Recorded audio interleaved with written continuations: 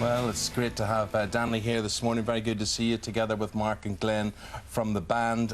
They've got a new album out. They're #2 in the charts with the single. The album's called #3, and the single is Hall of Fame. This is your third album. How did you come up with the title? So complicated. Very difficult. It's just, there's three of us in the band, it's our third album. If we were ever going to do it, was now, you know. We never got away with on a fourth. We had a lot of weird things happen to us while we were making the album, and one of those things was that we recorded the album in Studio 3 for 6 months, so it just kept playing as Danny's birthday's on the 3rd. There's three of us in the band. It was a third album. Yes, we were trying to joke that it was my emotional age. Yeah.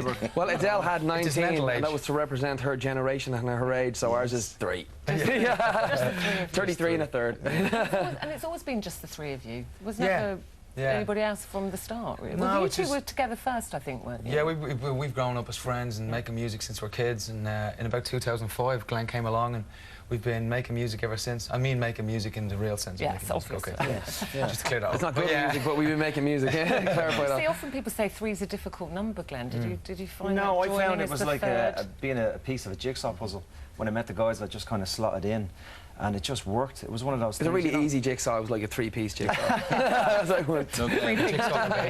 Two's a difficult number. Two is it? Yeah. Yeah, now let's not go there. Yeah. But it was, the chemistry was just right, and it was a case of finding guys with attributes that I didn't have, and hopefully I've got attributes that you don't have. But you see, Well, you play the drums and they can't. And I make tea. And you make great tea. And also, when you're there on The Voice as a judge, it didn't work for you first time around. It's very interesting because often, so many people, so many of these youngsters that go into competitions, they're looking for instant success. Yeah.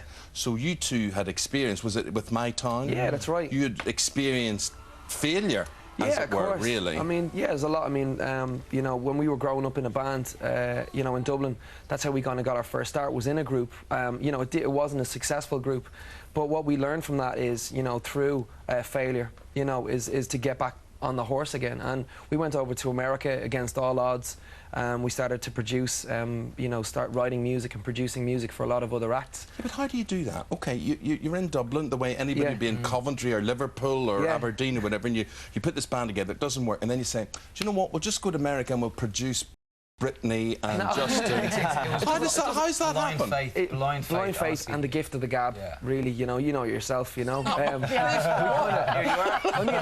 were doing stuff like, I had a fake Rolex on at one stage. I had holes in my shoes. They were literally talking, my shoes were, and we were kind of just BSing really to try and get a lot of work initially. And then we got our name on one song, and we ended up doing a remix for Justin Timberlake, and that we got the notice by a publishing company then. And then they signed myself and Mark as writers and producers. And then that was the avenue out. So, I mean, initially it was a hope and a dream that, hard work and dedication will get you there. But it was, and that's literally what it was. And being on The Voice and being able to teach that to, the contestants on The Voice, that it doesn't come easy. We've made it the hard way.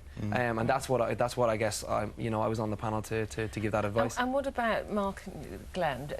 What did you think when he said to you, look, I've been asked to do this? Did you think this is a good thing for the band? Or did you think this was going to elevate him kind of out and away from the script? Well, I'd been in America for a while, and we'd already played The Voice in Holland as a band. That's right. We were guests, and then I'd been out in America, so I got to really know the format, and I watched the American show, and I thought it was a great thing, actually. So I come back to Danny, and I was kind of putting my hands behind him, pushing him to do it. Myself and Glenn are really comfortable in our skin and really comfortable as a team. It's nice that the goalie wants to be a goalie, and everybody's in our positions, and we all quite enjoy that. So you don't worry it becomes Danny O'Donoghue and this other two? It is happening that way. It is happening a little bit that way, but that's just the public the way it is. Anybody who knows us through music is what's more important to us, know us for being a live band. I think there was a big gap between people that knew the band and knew the songs but didn't know who we were in the band. So Danny doing the show, now you say the script and people, they think of Dan, and then it really helped. They don't think of me, they think of my mullet. That's what they think of. I was only watching it. Thank God it's gone. Yeah, man. How was it for you to get,